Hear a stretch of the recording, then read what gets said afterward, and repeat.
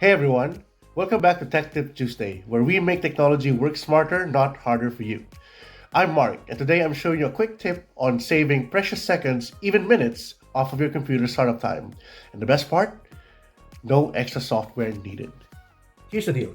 Every time you turn on your computer, a bunch of programs launch in the background. Some of them are important, others not so much. These extra apps can slow your startup to a crawl. So first step, hit your start menu and click on the gears icon or settings icon, or simply press Windows plus I from your keyboard. Then on the left side panel, go to Apps and look for Startup. Click on that menu option as well. This is your control center for deciding which apps open automatically when your computer starts. You'll see a list of programs with a toggle switch right next to each. Windows even shows the startup impact, things labeled as high impact, low impact, or not measured. And high impact apps can slow your boot time significantly.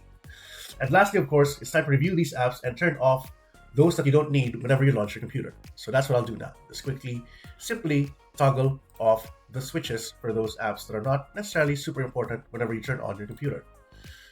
And when you're done, just simply close the settings window. By trimming down your startup list, you're telling Windows to spend less time loading unnecessary programs and more time getting you ready to work or play. And quick pro tip, don't turn off security apps like antivirus or essential system tools. If you're unsure, do a quick Google search before disabling.